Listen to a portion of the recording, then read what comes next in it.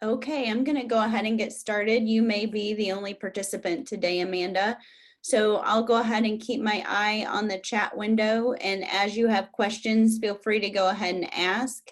Just so that I know, do you have a microphone that you want to use, or will you just be communicating with me via the chat window?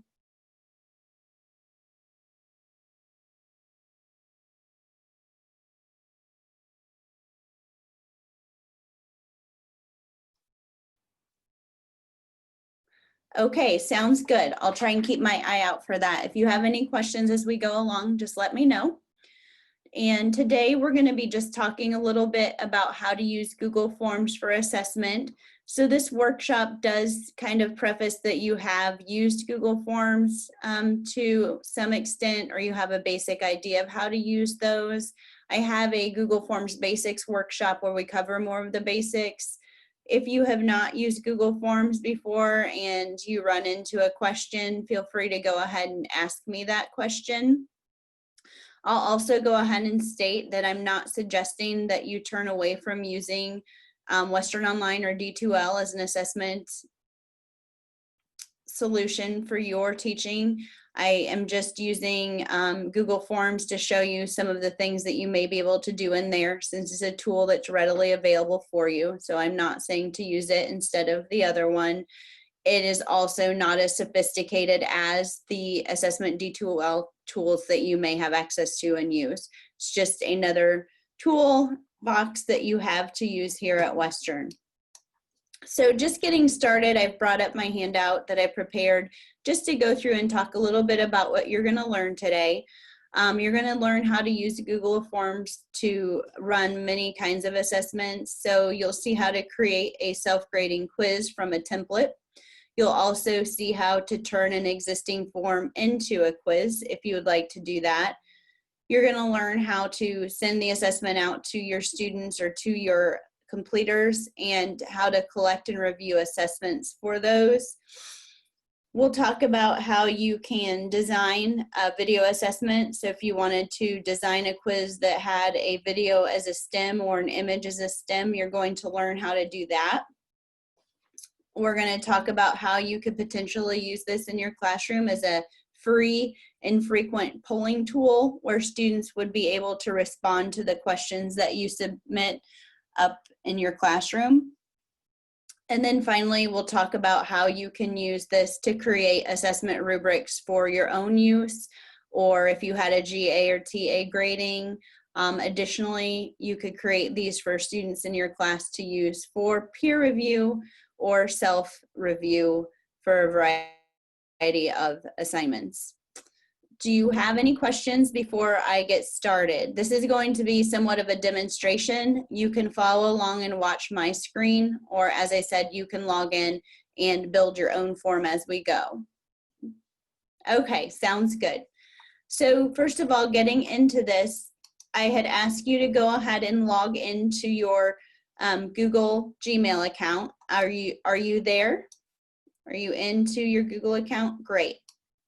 So the first thing that you're going to do once you are in the Google account, and I guess before I go any farther, I should ask one more question. Have you used Google Forms before today? Okay, great. So we're going to go ahead and just get into Google Forms. So again, you can either type in forms.google.com in your browser, or you can navigate from the application selector in Google and then click on More and choose Forms. And you should now see your Forms window appear. We're going to start today by using the assessment template. Are you seeing the assessment template that I'm hovering over in my screen on your screen? Great. So go ahead and click on the assessment template and open that up. And you're going to go ahead and you can change the title of your assessment just by clicking in the title window here. So I'm going to do training assessment example here, just so you see how to change that title.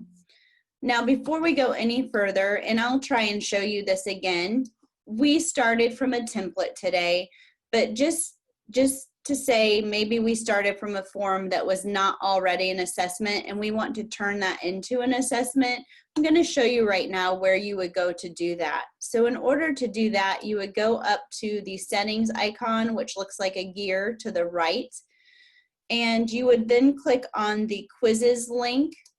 And then from the quizzes link, you would slide this over. It would be this color. If it were not already a quiz, you would go ahead and just click on that and choose make this a quiz.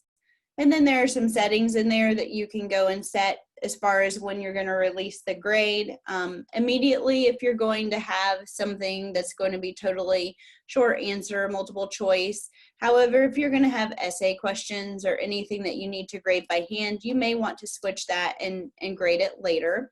But most certainly, if you're going to do the short answer multiple choice, you'll immediately want that after the submission. Additionally, if you were going to use this for the infrequent polling tool, you would want to have this set to immediately after submission so that those results will appear automatically for you. Finally, you can go in and set whether or not they see missed questions, correct answers, or point values on each question, and then you can go ahead and save. We will go over those preferences again. The main point of that was just showing you how you could turn a form that's not already a quiz into a quiz. The next thing that I want to point out is when you are making an assessment in here, if you're not using the template, you want to make sure that you include fields for the name of the student. If you do not have a way of tracking whose responses you're receiving. Because you are part of Western, you do have the ability to have the system collect the email address of whoever is taking the quiz, which is also good because then you know that the person logged in is using that account. You necessarily can't verify they're the person sitting there, but you know they've logged into their email account. But when you're doing this, I would definitely recommend that you have a place in your form or in your quiz for the name of the student. While you're putting that in there, also go in and make sure that that is a required field. When you're setting up a quiz or an assessment, you're going to want to make sure that each of your questions is a required field if you want to get their score and you want to get their answer. So you're going to want to get used to setting that to required. Just checking in to make sure that you're with me and see if you have any questions so far. Okay, great. So just moving along here, we're going to go in and just look at the different type of quiz questions or assessment questions that you can do. So right here, the first question on this page is a multiple choice question. So we'll just go ahead and type in our question for this one. And I'm going to do something easy like what color is the sky? And I can now go in and type in my options. Notice as I'm typing in my options to the right, I have a little image icon. I just want you to know that you can actually put in pictures as answers as opposed to just words. So if you were doing anything where you were asking a question and you wanted them to identify what that was pictorially, you would be able to click add image and go out and actually bring up a picture from your computer, from your drive to be the answer selection. So it does not all have to be text. If you want them to do some identification of pictures, you can do that. Video is not an option here, just images, but we'll talk about video a little bit later on. Additionally, up in the stem in this question, you could have a picture here. So if you wanted to have them do some type of labeling assessment, you could have a diagram of a picture that you could post here instead of typing words in the stem. And then you could have the text answers down here that they could choose from. So just so you know, you're not limited to only text in this system. I'll go ahead and continue typing my answers.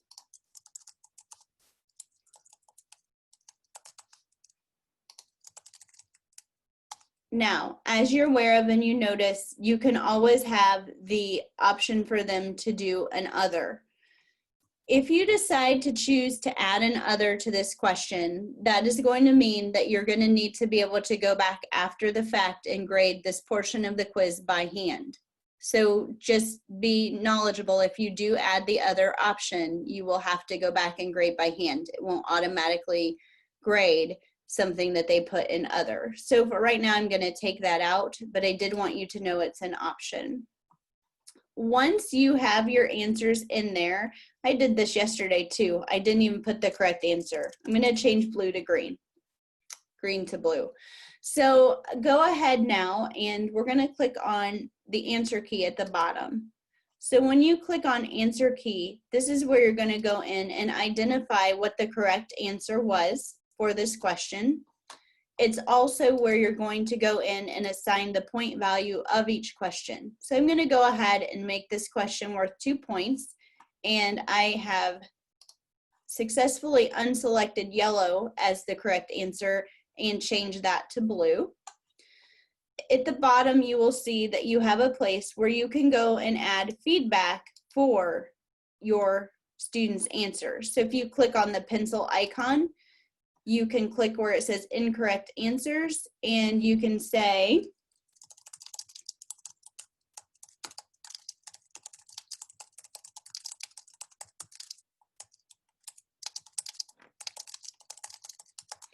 something like that. This is incorrect. Review materials on pages 3 and 4 of your text. You can also hyperlink to a page that has information about this question and provide text that can be displayed if you want. If you wanted to add feedback for correct answers, you would just click on correct answer and type that in.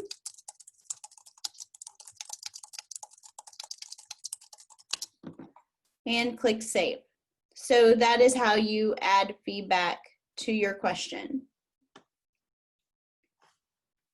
Once you're done with the answer key, you can just click back to edit question, and that will take you back out to your editing page. Again, make sure that that question is required so that you can get a response from your students. Any questions so far? Okay, great. The next item here is a checkbox question. Again, we are just going down and using the fields that were provided in the template. Do know if you want to add a question that's not in here, just go over to the toolbox at the right-hand side and click on the plus button, and that will give you a new question area. And then you could go in and select the type of question you want to add. I'm going to pop back up here to my checkbox question. Checkbox questions allow your students to choose more than one answer. So I'm going to put, what are the colors of Western? And I can go in and I can put in my options.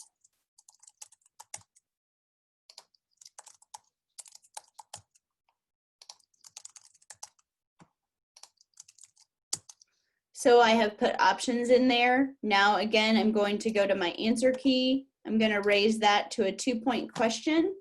And I'm going to go in and I'm going to click off of the answers that are wrong. And I have a misspelling there. Gold is spelled wrong. I will fix that. But my correct selections for this question would be purple and gold. And the students can select more than one option. Again, filling out the feedback area would be the same as in the last question. Going to go back in and edit my question, and I will fix my spelling error. And again, I'm going to make sure that that question is required. I'm going to go ahead and move on down to the question area that I made, and this time I'm going to do a short answer question. So I've chosen short answer.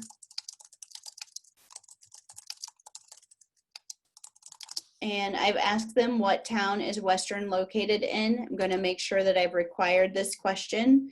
I'm going to go ahead and click on my answer key. And with my answer key, I'm going to add all of the possible correct answers for this question. So if I wanted it to be spelled exactly right and capitalized, I would only give them this one option. However, if I want to be lenient on capitalization, I can go ahead and type that in the lowercase format.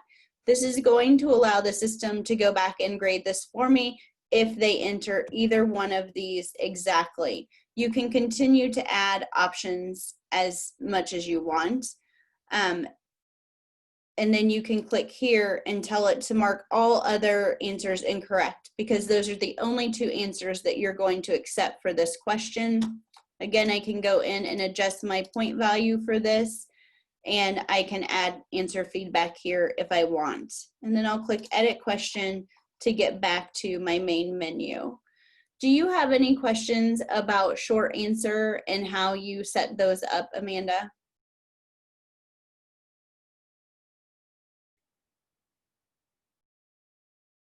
Okay, moving right along, I'm going to go ahead and add another question, and this will be a paragraph. So this would be your standard essay type question or long response. So I'll go ahead and say, what are your favorite memories? And this would be your long answer. We'll go ahead and require this question. I'll click on answer key because really the only thing that you can do in here is change the point value, and you could add answer feedback, but this is one that you would have to grade by hand. So we'll go ahead and go back to the editing window and make sure that's required. And let me think here. Dropdown is going to be similar to adding a multiple choice question, but I'll go ahead and add one so you can see how that works. So we'll go ahead and I'll make a question here.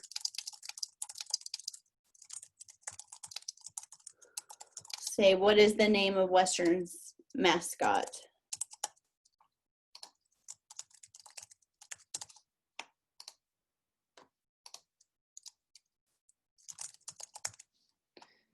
And we can go and fill out our answer key. And that's going to be Rocky. Go back and edit that, and that would then be a drop-down menu that they can choose from. And the last thing we're going to talk about in this section of the workshop would be adding a file upload. I'm not going to do that to this exact survey or this form assessment because I'm going to have you actually fill it out. But if you wanted to collect a file from your students or from your participants, you can do that by clicking and adding a file upload window. These are limited to 10 gigabytes, so they can't load anything over, I believe it's 10 gigabytes or 1 gigabyte. I'll go ahead and add it just to be sure. So I'll go ahead and do file upload, and I'll click continue. I want to tell you the right size. Okay, you can limit the maximum number of files, 1 to 10, and the maximum file size is 10 gigabytes. You can't go over that. So when you set one of these up to collect a file from your student, you can choose the number of times or number of files they can submit and the size that they can be, but you cannot go over 10 gigabytes. You can also turn this on and allow only specific types of files to be submitted. So you could go in and choose that, or you could turn that off and then they could submit any type of file. When your students submit a file to you within Google Forms, it creates a folder within your Google Drive and it drops the file in there for you to go in and look at and collect later. Again, this would be something that you could go ahead and set up your answer key for the number of points and feedback, but you would need to go in and grade that file by hand. And I'm not going to leave this in here because I don't want you to have to submit a file to me, so I'm going to delete it. But do you have any questions about the ability to collect files from your students in Google Forms?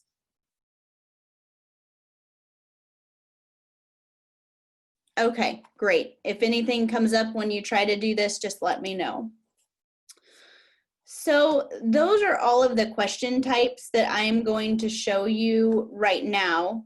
We will be looking at the other ones when we talk about designing a rubric. But one thing that I do want to show you before we actually try this out is I want to show you how you can add some logic to your assessment form. So say that you had them answer a question and if they get it wrong, you want them to go to a remediation page. So I'm going to go ahead. In order for this to work, you have to create another section of your assessment.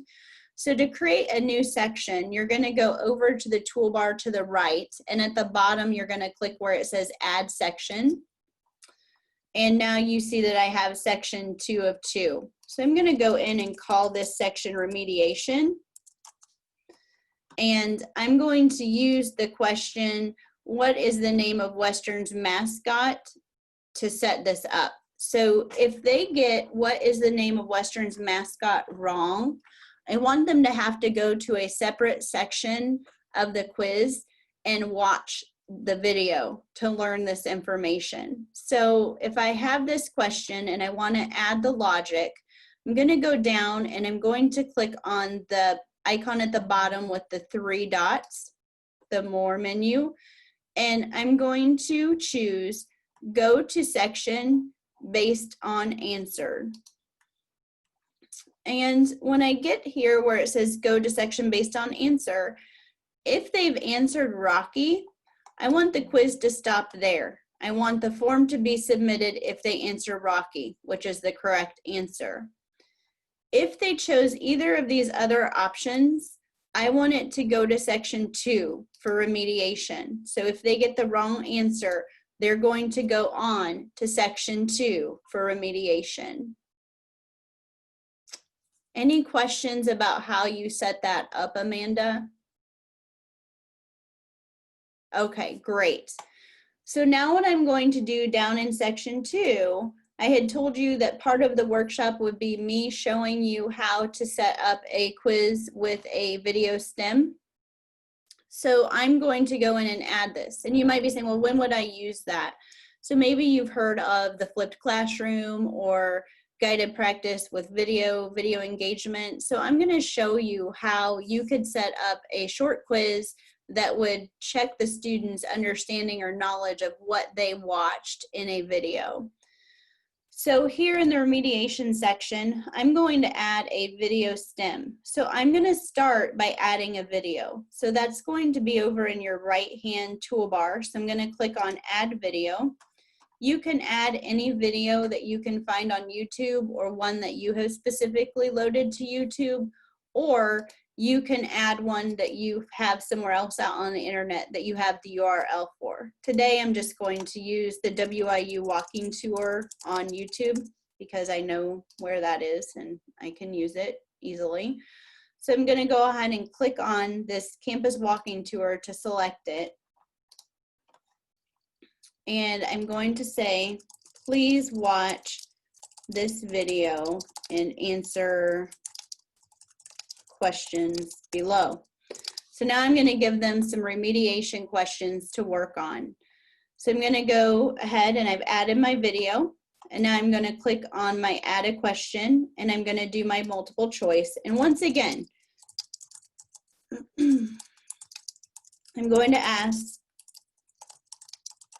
what is Western's mascot name?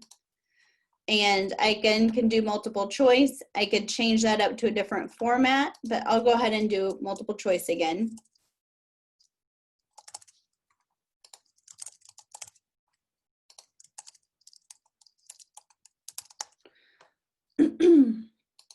Now what's neat about this is when we go in to set up our answer key, if we were to go in and actually watch the video, which we're not going to do right now, but if we were, we could go in there and watch that video and see what the timestamp is for the time that they talk about the mascot and what his name is. And then we could go down here and in the answer feedback, we could enter feedback in there telling them if it's an incorrect answer to rewatch the video and pay close attention at 2 minutes and 1 second where they talk about the mascot's name. So we can actually time code hints into these questions using feedback if we wanted to do that to help reinforce the correct answer. So that's how you could set up a video stem. works the same way. If you didn't want to use a video and you wanted to use an image instead, you could add an image from Google Drive and set up a group of questions about that image. Any questions of how you might use this to set up a video STEM or an engaged learning type activity for your students to do, either inside or outside of the classroom? Okay, great. What I'm going to be doing right now is I'm quickly just going to click out and preview this just so you can kind of see what it looks like. One thing you want to check for when you're previewing is just making sure that you've got all of your questions set to be required, and that's the little red asterisk. Make sure that you've got the correct points assigned to all of your questions. Once you're ready to move forward, you'll go ahead and click back in to edit the form. And we're going to go ahead and check out the settings, and then I'm going to show you how to send this.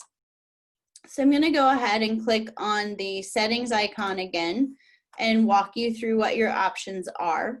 So under the general link, you're going to have collect email addresses. Again, you can have that turned on so it collects those addresses to show you who's logged in under what account. It doesn't show you that's the exact person, but at least you know they're logged in under their account. You can also have response receipts where the respondent will get a copy of their quiz. So if you want them to get a copy of their quiz after they finish it, you can do response receipts. You can either do that if they request it, or you can always have that turned on, or you can have that turned off. That's totally up to you. You can restrict this to Western Illinois University users only. And you can also limit the number of times they hand in this particular assessment. If you don't want to limit that, you just turn it off and they can do it multiple times. But if you want to limit that to 1, you would click on limit to 1. Down here, if you want students to be able to edit their answers after their submission, you can click on that button.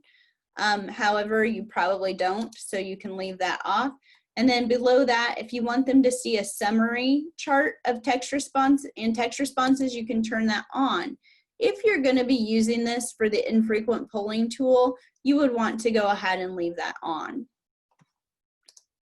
Next, you have the presentation link. And under there, you can choose to let it show a progress bar so they can see how far they've moved through the quiz. This would be more likely used if you have a really long assessment or a really long form. You can also have the order of the questions shuffled. So if you don't want each person getting the same format, this is where you would go in to turn it on so that the questions would be sent out in different orders. Finally, you can put in a confirmation message when they click submit saying that they have submitted their form or their assessment. And then again, you have seen the quiz area and the choices that you can make there. The big one right now would be, do you want it to immediately release the grade, or do you want it to happen later after you manually review it? Because I have an essay question in there, typically I'd want to say later after manual review. However, I'm going to have immediately left turned on here so we can kind of try and see the polling. It's not going to be very easy for you to see the polling today since you're the only person that I have in the workshop, but we'll give it a shot just so you have an idea of what the responses look like when they come through. So I'm going to go ahead and click save at this point. And now I'm going to get ready to send this out. So I'm going to go ahead and click on send. And I have a variety of options for how I can send this out. One would be through email. That's probably not how you would do this to an entire class. That is how I will send it to you today. The second will be a link, and you can actually shorten that link by clicking on the shorten URL. This would allow you to copy this link and paste it into your Western Online course or into some other type of way that you share documents with your students. Third would be the embed code. So if you are using Western Online and you wanted to embed this quiz or form into your Western Online, you could go ahead and use the create a file feature within there, and then you could actually copy this embed code into the insert stuff area in the editing window, and the form would show up right inside of a course page. And then finally, you have the option of putting it out over social networks, which would probably be more if you were doing a survey, but you could put it through Google+, Facebook, or Twitter. Today, I'm going to email this to you so you have a chance to input answers. Amanda, can you type, let me see if I can find you. There we go. I'll go ahead and send this to you, and then you can see how it will show up to your students, and you can see what it would be like to fill this out. So I'm sending it now. If you want to jump back into your email and retrieve that, I'm on my screen going to go ahead and click over here where it says responses. And right now you'll see waiting for one response. So what's going to happen is when you start responding, I would start seeing your responses here. If we were using this for polling, I wouldn't have collected your name, and then we could have this showing up to the entire class in the classroom, or you could have a link to it in the online class so students could see everyone's responses coming up as they're put in. Today, that's going to be kind of hard for you to see since you're the only one, but I'll leave this up here so that you can see in my window as you answer the questions, these are coming up live for me to see. So there we go. So right now, here's my summary of the answers. So you see the types of pie chart, or not pie chart, bar chart that I get, and you see the answers there. If there were more than one person responding, obviously you would see a report of that information. So I just showed you the summary. I can see this also by question.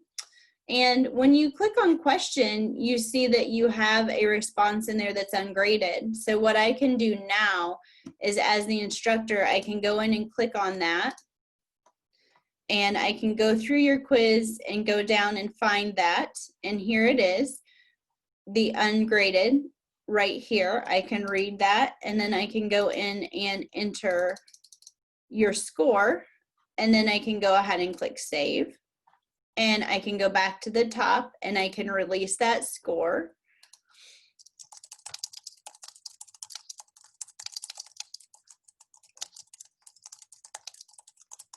And I can click send email and release. And that's going to go ahead and send you your score, your final score, after I've graded it by hand. The other thing that you can do with these is you can actually have all of the student responses and scores put into a spreadsheet. So if you go ahead and click on the green icon here and say create new spreadsheet, I'm going to do training assessment, and this is 3/21/18, and click create, then that's going to go ahead and bring up a spreadsheet for me that gives me the time that you submitted the quiz, your email address, your score, your name, and all of the answers that you submitted for the examination. If I had more people filling this out, I would just see all of the scores fill in my spreadsheet for me. So that way you have a total record of all of your students' assessment scores for this particular quiz or assessment. So that is basically everything on using a basic assessment. Before I go into showing how to create the rubrics in here, do you have any questions for me on the basic assessment features of Google Forms?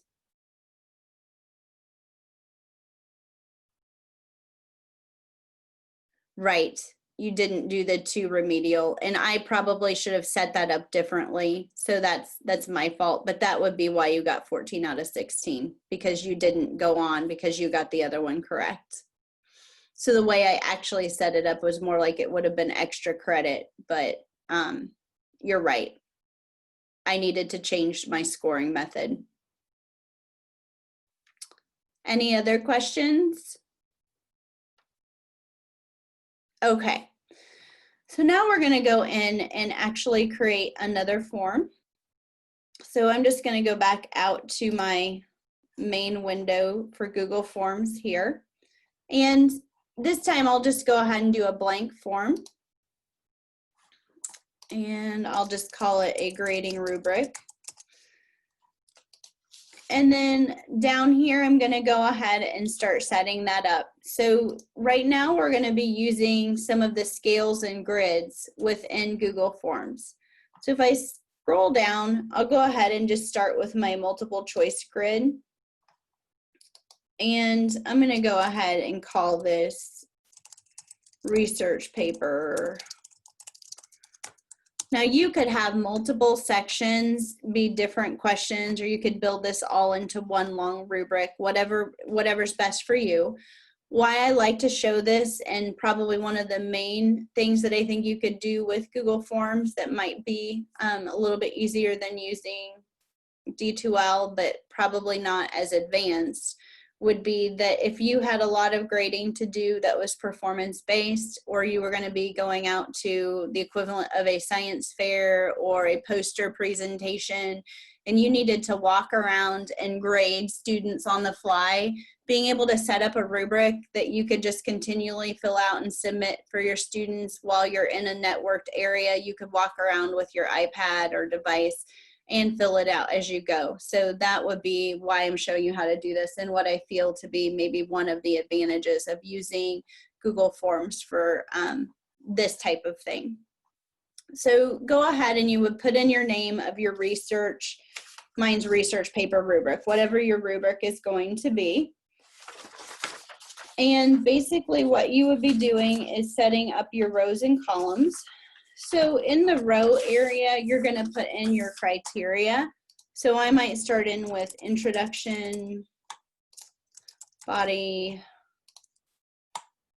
conclusion, grammar, etc. Whatever your criteria are going to be for that paper. Now you can go in here and you can see that there's not a lot of room to type. So you don't have a lot of room to put the specifics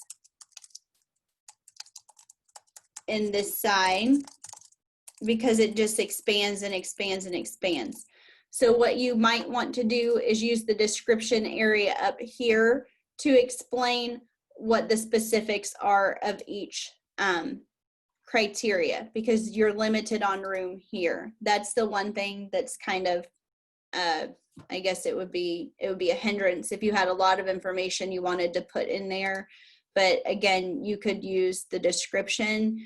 You could also split each of these up into a separate question, which would provide you with a description under each one. So there are a variety of ways that you could do that.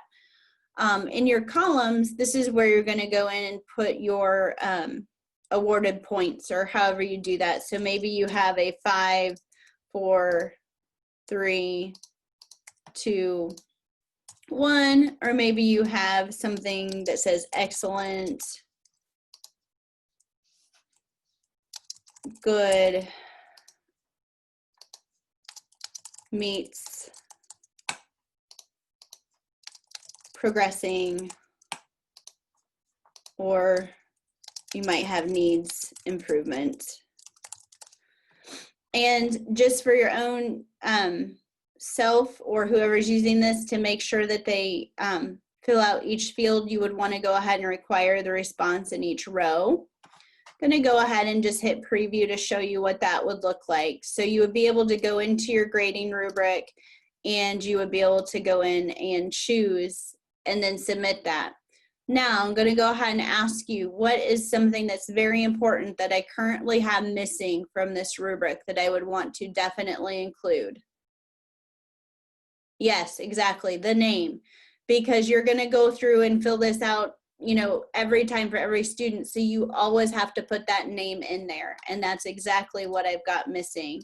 So before I get into this, I would want to add myself a short answer and put in a student name field, and make sure I require that so I never forget to put in their name when I'm grading. So that is exactly right.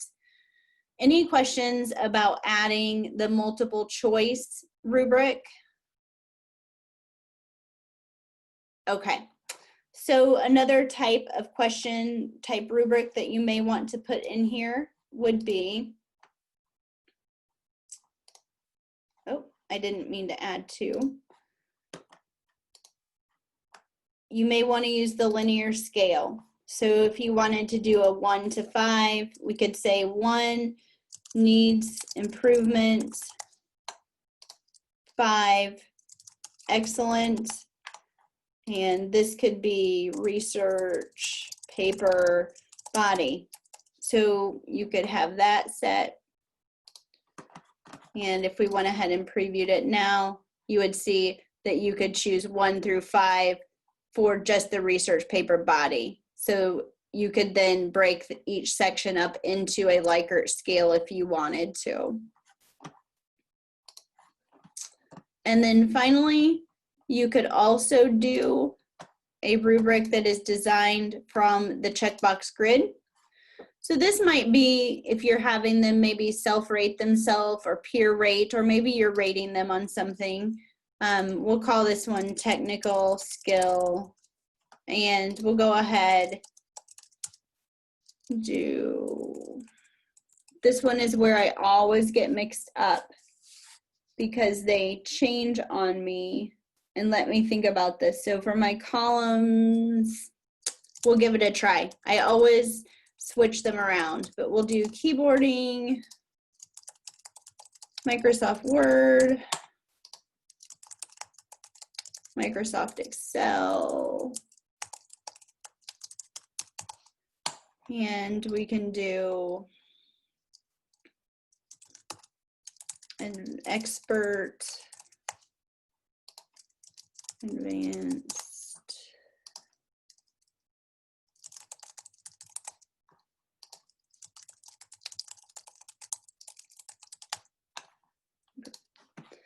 so we'll go ahead and leave that and we'll hit preview. And now you'll see that in here, they can choose more than one option. So if they are not sure, they could choose 2. If you were actually having them sign up for something, they could choose 2. It just lets you do more than one choice in any given column.